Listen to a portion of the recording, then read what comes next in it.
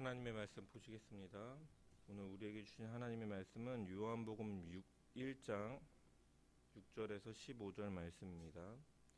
요한복음 1장 6절에서 15절의 말씀입니다.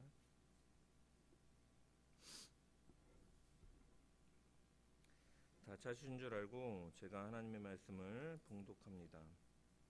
하나님께로부터 보내심을 받은 사람이 있으니 그의 이름은 요한이라. 그가 증언하러 왔으니 곧 빛에 대하여 증언하고 모든 사람이 자기로 말미암아 믿게 하려 함이라.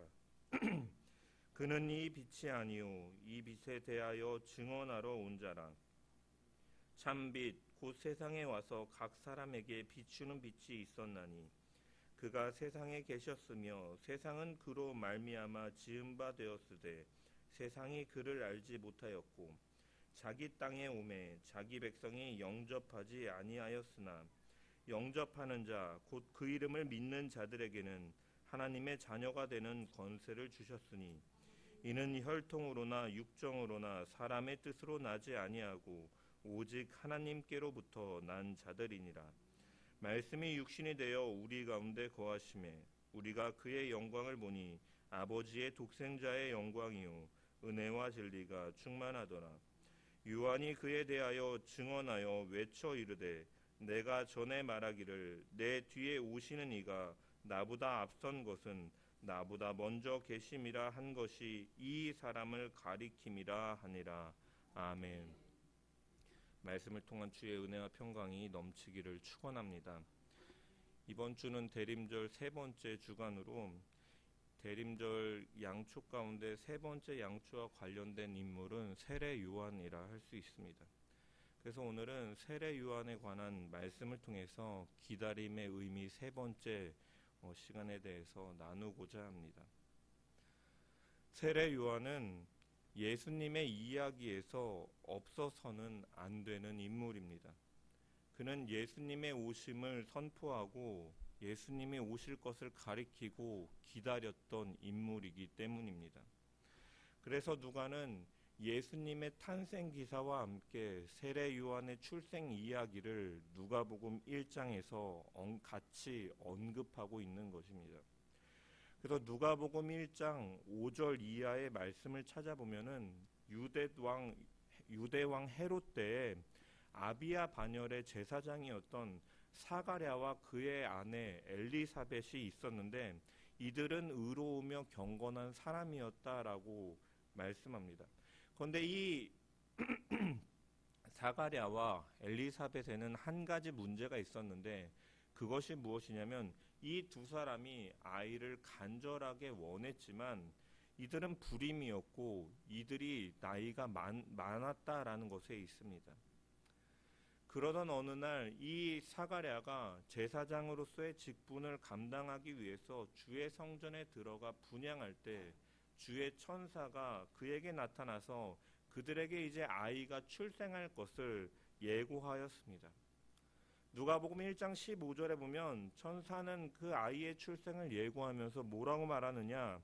이는 그가 주 앞에 큰 자가 되며 포도주나 독한 술을 마시지 아니하며 모태로부터 성령의 충만함을 받아 이스라엘 자손을 주 곧 그들의 하나님께로 많이 돌아오게 하겠음이라 라고 말씀하였습니다.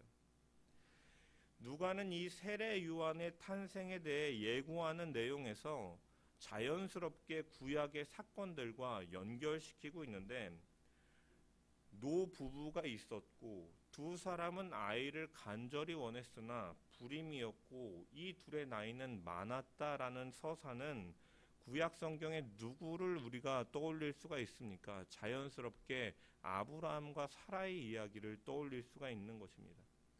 또한 사무엘상 1장에 엘가나와 한나 사이의 이야기에서도 한나는 아이를 갖지 못해서 그가 마음이 괴로워서 성소에 나아가 마음이 괴로워 통곡하고 기도할 때 엘리 제사장은 이 한나를 보고 그녀가 취한 줄 알고 포도주를 끊으라 하였고 이에 그녀가 뭐라고 말합니까? 나는 마음이 슬픈 여자라 포도주나 독주를 마신 것이 아니니라 라고 말을 합니다. 이 세례 요한의 이러한 천사가 예고하는 이 포도주와 독주를 마시지 않게 하며 불임하였다는 이야기는 아브라함과 사라의 이야기로 연결되고 또한 한나와 그 사무엘의 이야기로 자연스럽게 연결되는 것입니다. 또한 그 아이가 해야 될 일에 대해서 예고하는 것은 또 구약의 어디와 연결되느냐? 사사기에서도 마지막 사사였던 삼손의 이야기를와 자연스럽게 연결됩니다. 이제 그 마노아와 그의 이름이 알려지지 않은 아내가 아이를 갖지 못할 때 천사가 삼손의 출생을 알려주면서도 이렇게 말씀합니다. 사사기 13장 7절에 보면은 그가 내게 이르기를 보라 내가 임신하여 아들을 낳으리니 이제 포도주와 독주를 마시지 말며 어떤 부정한 것도 먹지 말라. 이 아이는 태에서부터 그가 죽는 날까지 하나님께 바쳐진 나실인이 됨이라 하더이다 하니라.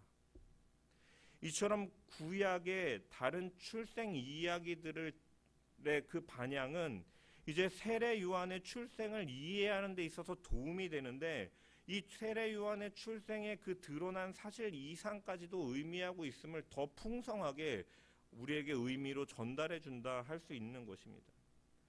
아브라함의 사라의 그에게서 난 이삭은 어떠한 존재입니까? 하나님께서 아브라함을 갈대아 우르에서 부르시며 큰 민족의 조상이 되게 하시겠고 하나님께서 보여주실 그 땅에서 살 것이며 또한 하나님께서 아브라함에게 복을 주시겠다고 약속하신 것이 부분적으로 성취되는 그 언약의 씨앗과 같은 아이였던 것이죠. 또한 사무엘의 출생의 목적은 하나님께서 사무엘을 성전에서 부르실 때 그것이 더 선명하게 명확하게 드러나게 되는데 제사장 엘리 제사장과 그 아들들이 부패하였기 때문에 하나님께서는 그들을 쳐서 깨끗하게 하실 그 신실하게 다시 세우실 것임을 하나님께서 이 사무엘을 통하여 드러내시는 목적 가운데 그가 부름을 받았다라는 것이죠. 출생하였고 부름을 받았다라는 것입니다. 또한 삼손의 출생 목적은 블레셋 사람의 손에서 이스라엘을 구원하는 데 있었다라는 것이죠. 블레셋의 막강한 군대와 싸우기 위해 강력한 힘을 주고 그 땅에서 블레셋 사람을 몰아내는 것이었고 삼손은 자신의 소명을 다양한 모습으로 완수하였음을 우리는 성경을 통해 알 수가 있는 것입니다. 아이를 몹시 원했던 부부들에게 이삭과 사무엘과 이 삼손에 대한 출생에 대한 약속은 그 약속은 그저 아이를 낳게 될 것이다라는 예고에서 끝나는 것이 아니라 장차 그 아이가 어떤 사람이 되고 또 어떤 일을 하게 될 것인지에 대한 약속까지도 담겨 있었다라는 것이죠. 마찬가지로 세례 요한의 이러한 출생 예고 역시도 단순히 그냥 사가랴와 엘리사벳 사이에 아이가 태어날 것이라는 예고에 그치는 것이 아니라 그가 어떤 사람이 되고 어떤 일을 하게 될 것인가에 대한 약속이 담겨 있다라는 것입니다. 그래서 계속해서 우리가 누가복음 1장의 내용을 언급해 보면 사가랴는 이러한 천사의 말에 놀라서 내가 이것을 어떻게 알리요? 내가 늙고 아내도 많이 나이가 많으니이다 라고 대답을 합니다. 이에 천사가 뭐라고 말하냐면 20절에 보면 이 일이 되는 날까지 내가 말 못하는 자가 되어 능히 말을 못하리니 이는 내가 내 말을 믿지 아니함이거니와 때가 이르면 내 말이 이루어지리라 라고 말씀합니다. 그러고 나서 이제 57절에 보면 엘리사벳이 해산할 기한이 되고 이제 아들을 낳으니까 친족들과 이웃들이 찾아와서 축하를 해주면서 그 엘리사벳에게 이름을 무엇이라고 지을 것이냐, 아버지의 이름을 따서 사가랴라고 짓는 게 어떻겠느냐라고 묻자 엘리사벳이 그 아이의 이름을 요한이라 할 것입니다 라고 대답을 합니다. 그래서 사람들이 의아하게 생각하죠. 너의 친족 중에는, 그 당시 유대인들은 그 친족들 가운데 이름을 따라서 짓는 이러한 풍습이 있었기 때문에 너희 친족 중에는 이러한 이름이 없다 하면서 의아해하면서 사가랴에게 이제 몸짓으로 이 아이 이름 뭘로 지을 거야? 몸짓으로 설명하면서 물어보니까 이 사가랴 역시도 서판을 가져오게 해서 서판에 글씨를 쓰는데 요한이라고 이름을 짓겠다라고 말을 하는 거죠. 그것을 보면서 사람들은 놀라게 됩니다. 여러분, 사람들이 몸짓으로 사가랴에게 설명을 했다라는 것은 이 사가랴는 말을 못했을 뿐만이 아니라 그 당시에는 듣지 못했음을 의미하는 것이죠. 왜냐하면 들을 수가 있었으면 사람들이 이름 뭐라고 지을 거요? 라고 물어봤겠지만 몸짓으로 그에게 설명했다라는 것은 그가 듣지 못하는 상태였음을 또한 알려주는 것입니다. 그런 상황에서 이제 사가랴가 서편에 요한이라고 적고 엘리사벳이 이렇게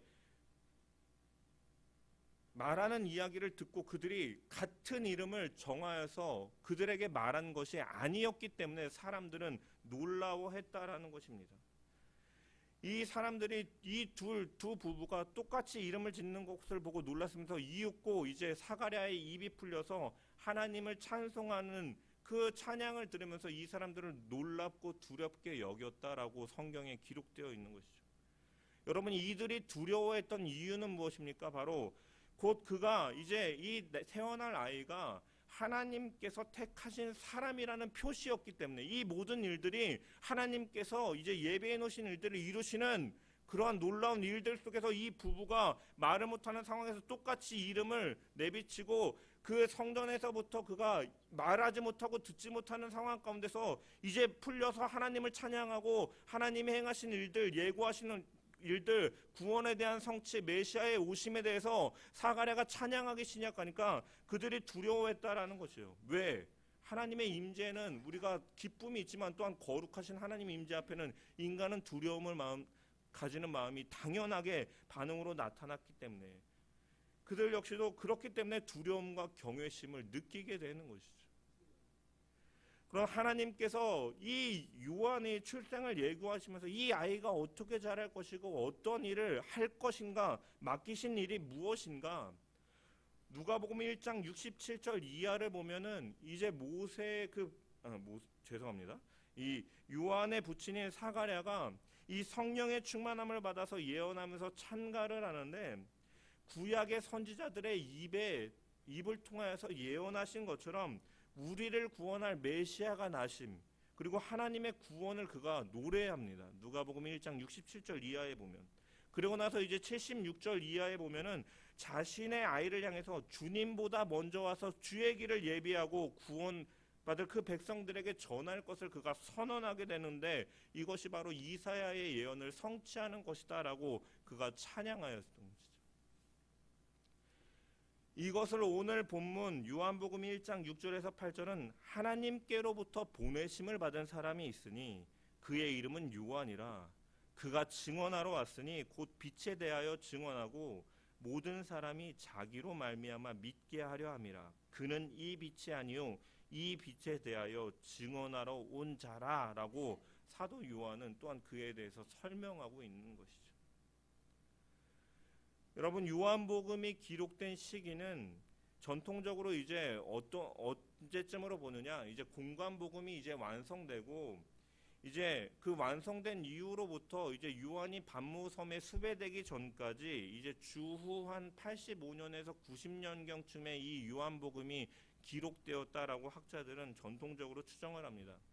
근데 이 당시에 어떤 일들이 있었냐면 초대교회에는 이제 헬라 철학의 영향을 받아서 이제 영과 육을 이원론적으로 분류하고 이제 영은 선하고 육은 악하다라는 이러한 이 영지주의가 이 교회 내에서도 들어옴을 통해서 예수님께서는 육신을 입으셨기 때문에 예수님께서는 영적인 존재, 선한 존재, 거룩한 존재, 이런 예수 그리스도의 신성을 부인하는 일들이 나타나게 되거나 아니면 예수님은 하나님이시니까 그냥 영적인 존재인데 육을 입으신 것처럼 온 것이다, 이런 가연설을 주장하는 이러한 성육신을 인성을 입고 오신 예수님을 부인하는 이러한 영지주의가 성행하고 있었던 시대입니다. 따라서 요한은 이제 예수님에 대해서 이제 그 기독론에 대해서 그가 이제 변증하는데 예수님께서 어떠한 분이시냐, 태초부터 하나님과 함께 계셨던 독생자다라는 사실을 그 예수 그리스도의 그 신성을 변증하기 위해서 그가 요한복음 1장 1절은 어떻게 시작합니까? 태초에 말씀이 계시니라. 이 말씀이 하나님과 함께 계셨으니 이 말씀은 곧 하나님이시니라.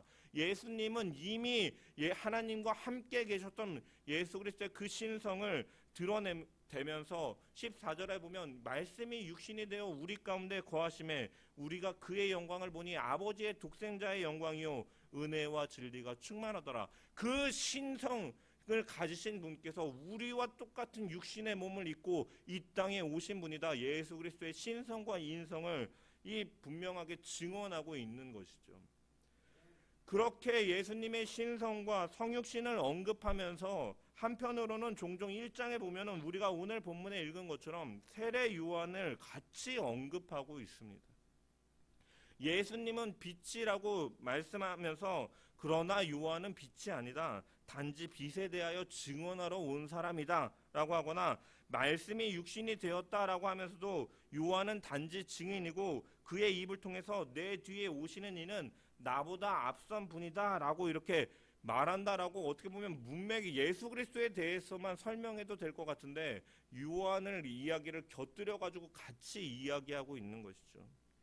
이것은 이제 주후 한 100년이 될 때까지도 세례 요한의 영향력이 상당했다라는 것을 알려주는 것이고 이 요한의 역할이 무엇인지를 더욱더 분명하게 드러내는데 바로 예수 그리스도의 오심, 그분의 존재를 분명하게 드러내는 사명을 가지고 살았던 자였음을 오늘 본문은 분명히 드러내고 있다라는 것입니다.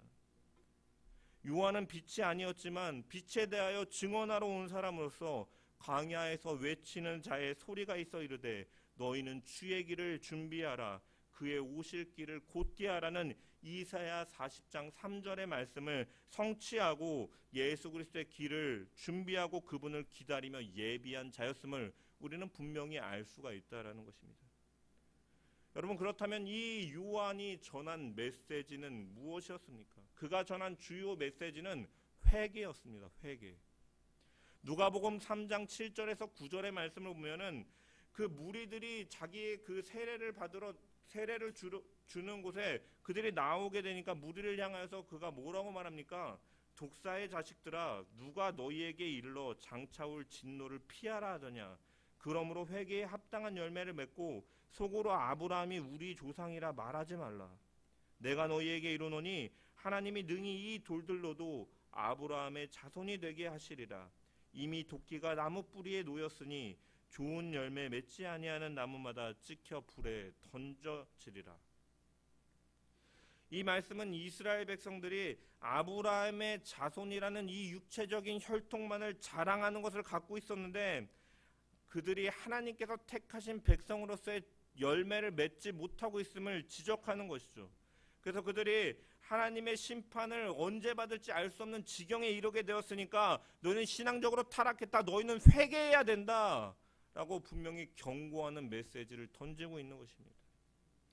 또한 그 뒤에 내용에도 보면은 그 말을 들은 사람들이 요한에게 그러면 우리가 무엇을 하리까? 라고 물으니까 뭐라고 말하냐면 옷 2벌이 있는 자는 옷 없는 자에게 나눠줄 것이요 먹을 것이 있는 자도 그렇게 할 것이더라.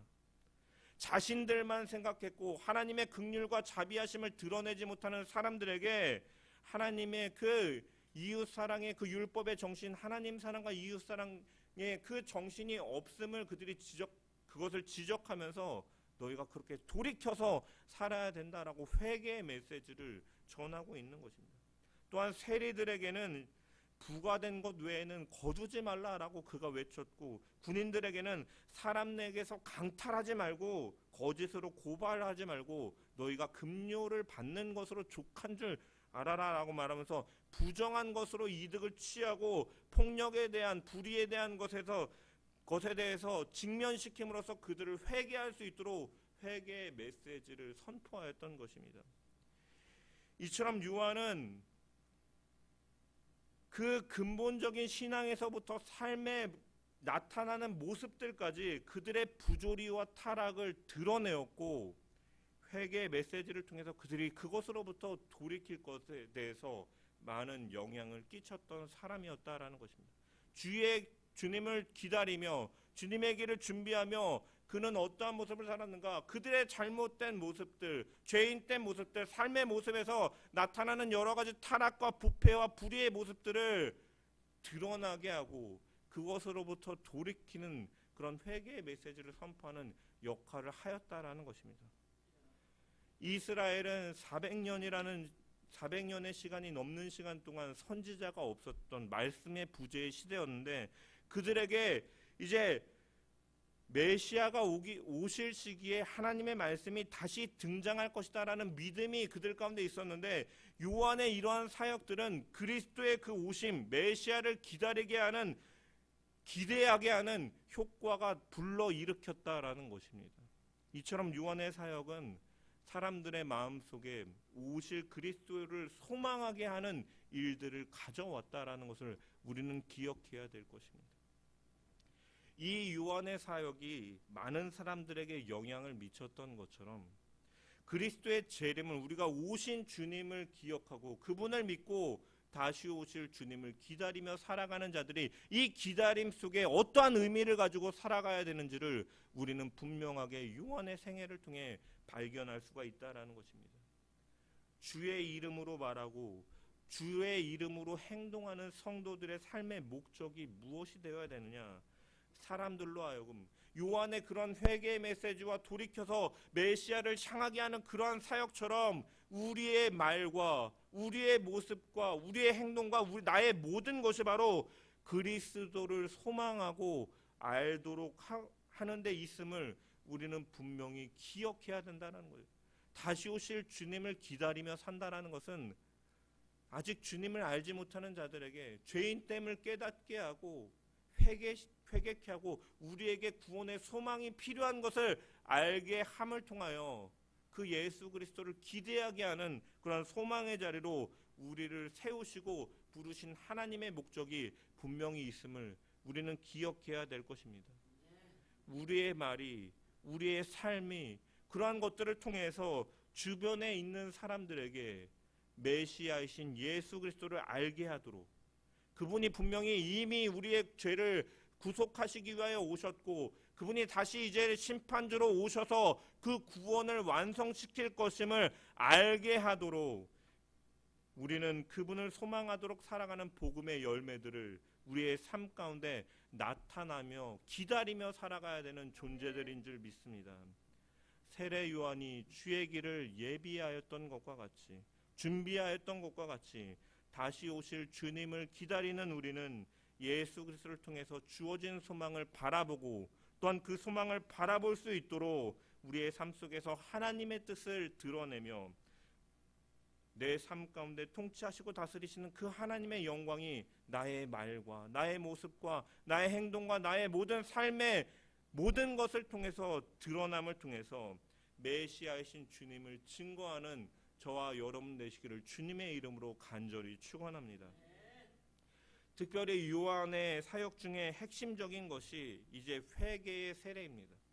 회개를 통한 세례 혹은 회개와 세례, 어쨌든 그가 그래서 이제 마태복음 3장에 보면은 그가 회개하라 천국이 가까이 왔느니라라고 선언하면서 6절에 보면 자기들의 죄를 자복하고 요단강에서 그에게 세례를 받았다라고 마태는 증언하고 있죠. 그래서 이 요한 앞에 이 세례 요한이라고 보는 것도 그가 회개의 메시지와 세례를 이렇게 베풀었기 때문에 세례 요한이라고 이름이 붙은 것이죠. 그런데 여러분, 당시의 세례 자체는요 새로운 것은 아니었습니다. 1세기의 유대교에서도 이 제사의식 속에 물로 씻는 이런 제의적인 행위는요 이미 있었던 흔한 일이었다라는 것이에요.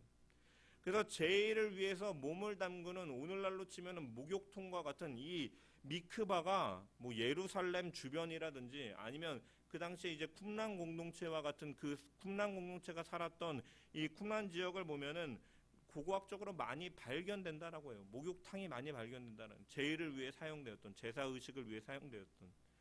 그래서 이 물로 몸을 씻는 것은 이 예배를 준비하며 그들이 정기적으로 행하는 일들이었다라는 것입니다. 그런데 이것은 좀 차이가 있다면, 이들은 스스로 하는 이 자기 몸을 씻는 이런 제의적인 행동이었다면 세례 요한의 세례는 다른 누군가에게 베푸는 방식이었다라는 것이죠. 그래서 이렇게 누군가를 물로 씻긴다라는 것은 그렇다면 어떠한 의미냐면, 당시 이방인들이 유대교나 아니면 이 쿰란 공동체에 가입할 때 이제 물에 몸을 담그는 일을 가졌다라는 것이죠. 그래서 이 의미에는 이방인이 언약 백성 안으로 들어오는 의미, 즉 외부인이 밖에 있는 사람이 내부인으로 들어올 때 사용되는 것이 이러한 방식이었다라는 것입니다. 하지만 요한은 이방인이나 외부인들을 자신들에게 편입시키기 위해서 이 세례를 베푸는 것이 아니라 그들은 함께하고 동족이고 친족이고 함께했던 그 약속의 백성 이스라엘 백성들을 향해서 회개를 선언하며 회개의 세례를 베푸는 것입니다. 이 유대와 이스라엘 사람들, 예루살렘 사람들을 회개시키기 위한 방편으로 세례를 주고 있다라는 것이죠. 즉 외부인을 내부인으로 바꾸기 위해서가 아니라 내부인을 변화시키기 위한 이러한 사역을 가졌던 것입니다. 여러분, 회개라는 단어는 헬라어로 메타노에이테라는 메타노에오라는 단어인데, 이 이동, 변화라는 뜻의 이 메타라는 단어와 이 마음으로 이해하다, 숙고하다 이러한 의미, 노에오라는 단어가 합성된 단어입니다. 그러니까 자기의 마음을 바꾸다, 자기가 행한 것에 대해서 유감스럽게 여기다라는 의미를 갖고 있습니다. 자기가 생각하던 것, 자기가 숙지하던 것에서 변화되다, 이동되다라는 의미를 가지고 있는 것이죠. 이동된다라는 것은 무엇입니까? 기존에 해왔던 것을 후회하기 때문에 바뀌는 것이죠. 여러분, 그리고 이 단어가 이 세례 요한이 선포할 때 회개하라 할 때 이것이 현재 시제로 기록되어 있어서 이 메시아를 맞이해야 될 사람은 언제나 이 자기의 현재 자기의 죄에서 돌이켜 회개하는 심령을 가져야 된다라고 사도 요한, 이 세례 요한은 강조하면서 메시지를 선포하였던 것이죠. 이 메타노이아와 관련된 히브리어는 슈브라는 단어인데 이제 방향을 돌이키다라는 의미를 가지고 있는 단어예요. 즉 이 세례 요한이 이 메시아의 오심을 준비시키기 위해서 그들이 맞이하고 그들을 준비시키기 위해서는 그들이 알고 있고 또한 믿고 있고 그들이 행하던 그러한 습관 속에서 방향을 완전히 재조정해 주는 것 외에는 방법이 없었기 때문에 회개하라 하면서 그 방향을 돌이키도록 하고 있었다라는 것이죠. 여러분, 마찬가지로 주님의 오심을 기다리는 자들은 어떠한 심령으로 살아가야 되는 자들이냐. 세례 요한이 바리새인들과 서기관들에게 그들이 세례를 베푸는 곳으로 왔지만 그들이 세례를 받으러 온 것이 아니고 자기의 의를 자랑하기 때문에 그저 무슨 일이 있는가 보러 왔을 때 그들을 향해서 너희는 자신의 죄를 알지 못하고 고백하지 못하고 안주하는 자들을 향해서 비판하였던 것이죠. 여러분, 마찬가지로 우리 역시도 어느새 우리가 신앙생활이 오랜 시간 동안 하면서 종교생활처럼 바리새인과 서기관들처럼 자신의 죄인됨을 진정으로 알지 못하고 어느새 우리 역시도 안주하며 만족하는 자들일 수 있다라는 것입니다. 그러한 그들을 향해서 회개하라 천국이 가까워왔느니라라고 선포하는 세례 요한의 메시지는 기다리는 우리에게도 분명히 도전되어야 되는 메시지인데, 그것은 무엇이냐, 바로 우리가 여전히 육신의 옷을 입기 때문에 죄의 불법 속에서 날마다 그 유혹에 넘어가려고 할 때마다, 또한 넘어갈 때마다 계속해서 방향을 재조정하는 일들을 가져야 된다라는 것이죠. 우리는 죄인된 본성을 가졌기 때문에 자기가 이제 하나님이 중심이 아니라 자기가 중심이 되어서 나를 위해서, 나의 만족을 위해서, 나의 쾌락을 위해서, 나의 즐거움을 위해서 자꾸 살아가려고 하는 옛 사람의 습성으로 돌아가려고 하는 모습들이 우리 가운데 나타난다라는 거예요. 그러한 우리에게 회개하라라는 메시지는 끊임없이 죄에 대하여 민감하라.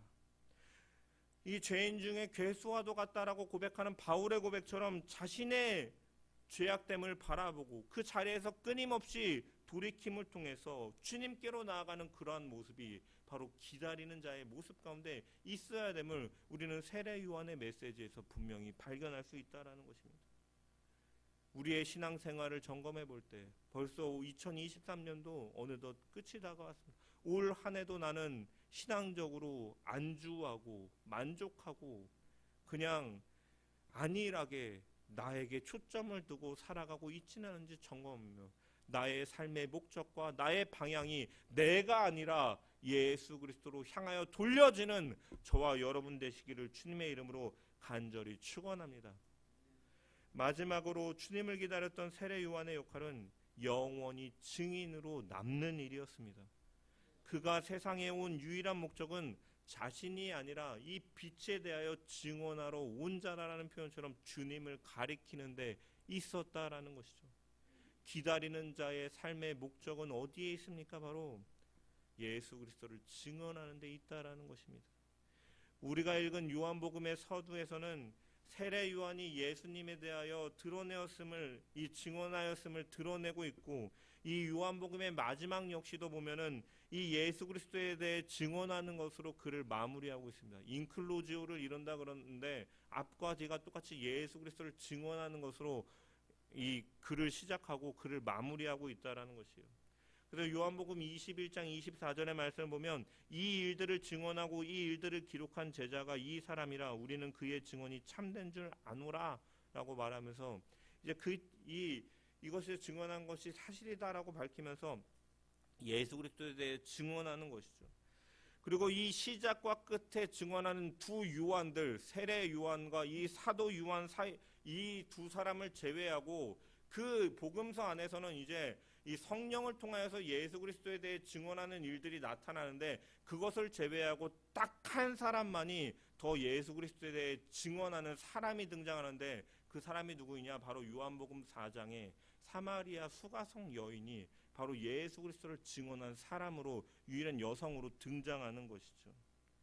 여러분, 그녀는 어떠한 사람이었습니까? 잘 아시다시피 남자가 없으면 살 수 없으면서도 한 남자도 자기 남편이라고 부르지 못할 정도의 그러한 삶을 살아온 자였다라는 것입니다.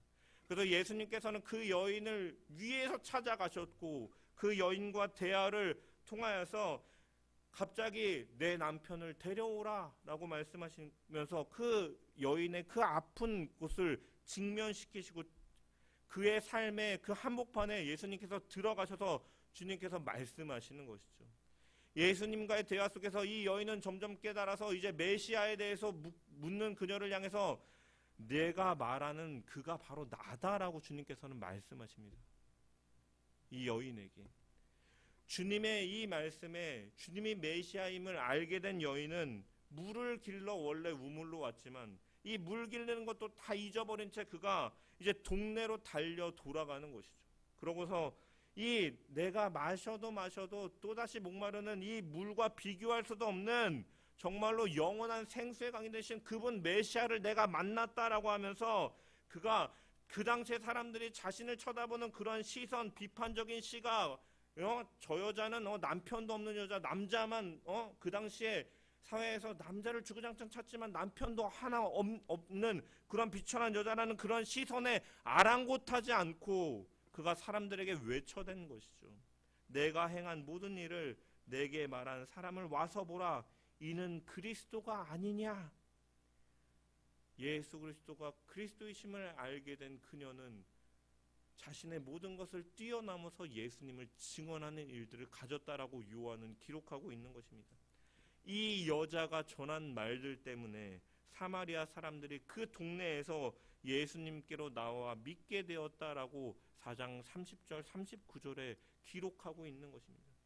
예수님께서는 사마리아인들의 요청을 받아들여서 그들과 함께 이틀을 유하시면서 그들을 가르치셨고 예수님의 말씀을 통하여 믿는 자들이 더욱 많아졌다라고 성경은 증언하고 있습니다.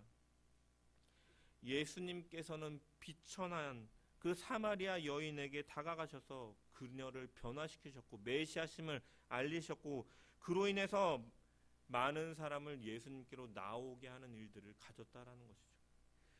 예수님께 나온 이들은 예수님의 말씀을 듣고 그가 참으로 세상의 구주이심을 알게 되고 믿게 되는 일들이 나타났습니다.